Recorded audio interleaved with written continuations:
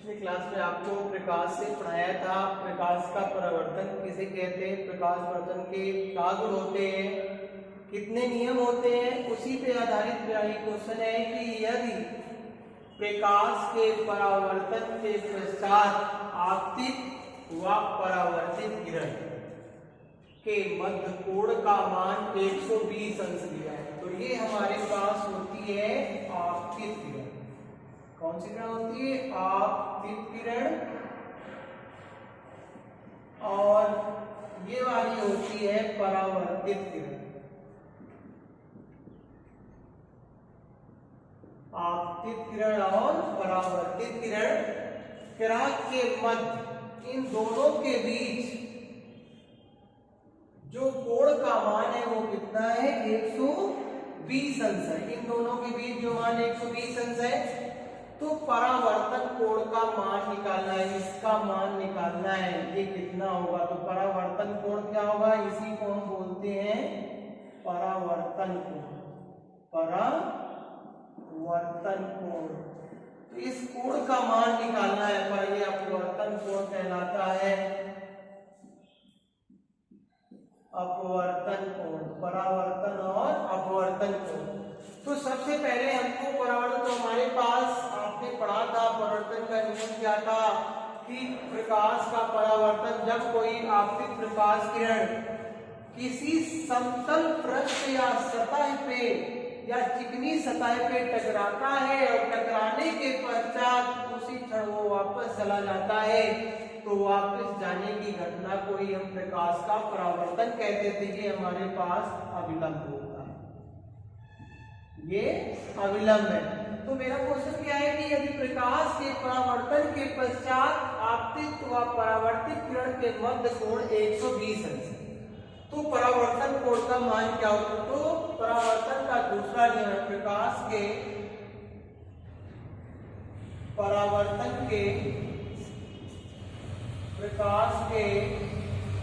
परावर्तन के दूसरे नियम से कोण I बराबर कोण R के होता है। कोण I बराबर क्या होता है? कोण R के होता है। कोण I धन कोण R, तो कोण I धन कोण R टोटल वैल्यू दिया है 120 अंश दिया है।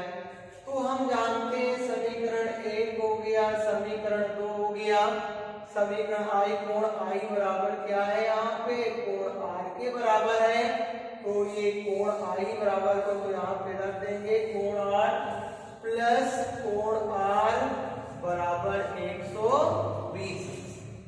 फिर हमारे पास R मिलके कितना हो गया? 2R हो गया, तो 2 कोण R बराबर हो जाएगा 120 अंश। अब हमारे पास तो R बराबर क्या हो जाएगा? कोण R बराबर 120 बटा 2, 2 60 गुणाई 120, तो कोण R बराबर 60। तो हमें क्या निकालना था? मध्य कोण का मान निकालना, बीच का परावर्तन कोण निकालना था। तो ये मध्य कोण दिया था 120 अंश, तो परावर्तन कोण, तो परावर्तन कोण इक्वल टू 60 अंश होगा।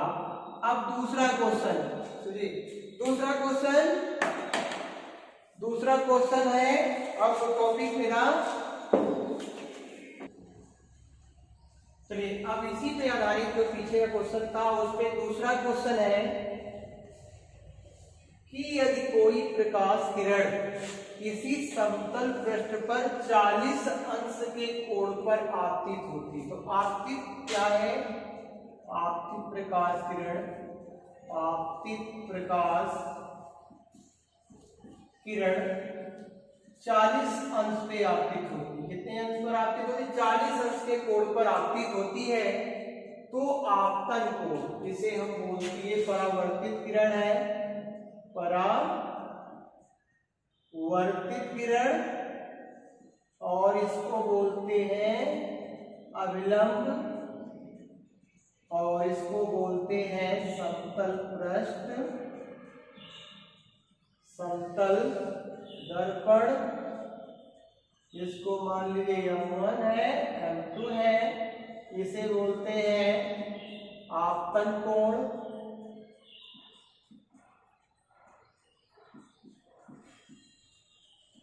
आपतन कोण, और इसको बोलेंगे परावर्तन।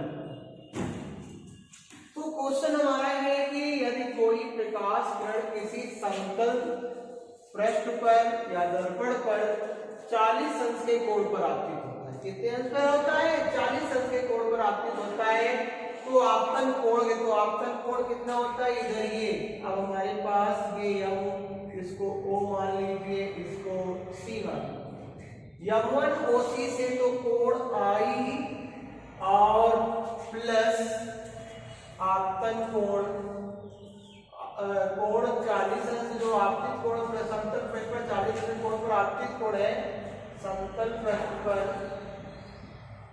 समतल पृष्ठ पर आपतित कोण, समतल पृष्ठ पर आपतित कोण, आपतित कोण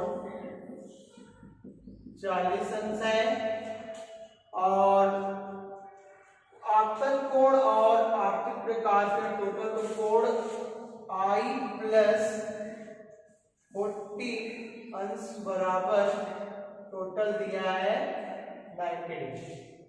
अब हमारे पास कोण I अगर निकालना चाहते हैं तो 90 माइनस 40, तो कोण I बराबर 50 अंश। तो हमारे पास पहला आ गया, तो हमारे पास पहला क्या निकालना था? आपतन कोण। तो आपतन कोण का जो आपतन कोण इक्वल टू बराबर 50 अंश, पहला आंसर। फिर इसके बाद परावर्तन कोण, क्योंकि दूसरा क्वेश्चन है, क्योंकि प्रकाश की परावर्तन का नियम होता है कि कोण I बराबर हमारे पास कोण R के होता है। तो जब हमारे पास कोण I निकल आया है तो R निकाले, तो कोण I का मान कितना है हमारे पास? 50 रख दीजिए अंश बराबर कोण R। तो कोण R किससे डिनोट कर रहे हैं? परावर्तन कोण। तो हमारे पास परावर्तन कोण कितना हो जाएगा?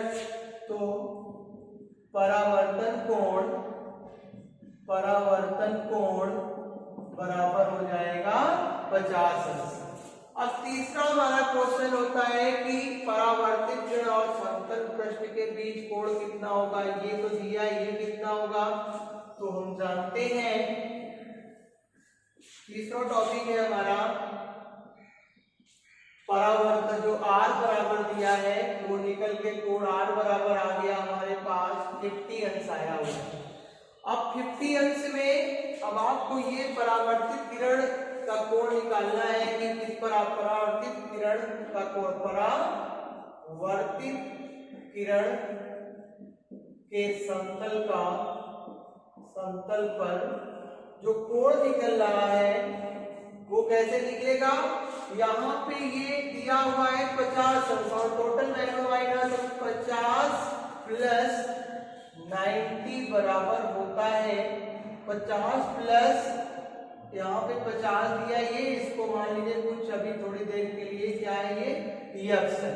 तो इसको और इसको मिला के ये हमारे पास इसकी वैल्यू हम थोड़ी देर के लिए यक्स मान लें। तो यक्स बराबर टोटल वैल्यू 90 होती है, तो यक्स बराबर क्या हो जाएगा? 90 तो 90 माइनस 50, तो यक्स बराबर हमारे पास हो जाएगा 9 से 5 40 अंश। तो इसके मतलब है जो आपतित प्रकाश समतल पर पड़ता है वो भी 40 अंश पर होगा, और जो हमारे पास परावर्तित किरण जो समतल पड़ता है वो भी 40 अंश का होगा। ये हमारे दो क्वेश्चन परावर्तन के हो गए। अब आता है दर्पण किसे कहते हैं? दर्पण, गोली दर्पण की बात करते हैं। गोली दर्पण क्या होता है? गोली दर्पण में क्या क्या काम करते हैं और कहाँ पे प्रयोग करते हैं? तो हमारे पास दर्पण, गोली दर्पण, सबसे पहले चर्चा करते हैं गोली दर्पण। गोली दर्पण, गोली दर्पण, गोली दर्पण जो हमारा होता है वो दो प्रकार का होता है, दो प्रकार का होता है, दो प्रकार का होता है। एक हमारे पास होता है अवतल दर्पण, अवतल दर्पण, और दूसरा होता है, देखिए गोलीय दर्पण में दो प्रकार का होता है दर्पण, एक होता है अवतल दर्पण, एक उत्तल दर्पण। अवतल दर्पण और उत्तल दर्पण का प्रयोग कहाँ पे करते हैं, अब मैं अगली क्लास में लूंगा तो वहां पे बताऊंगा अवतल दर्पण क्या होता है और उत्तल दर्पण क्या होता है, इसका प्रयोग कहाँ कहाँ पे किया जाता है। अभी के लिए इतना ही, धन्यवाद।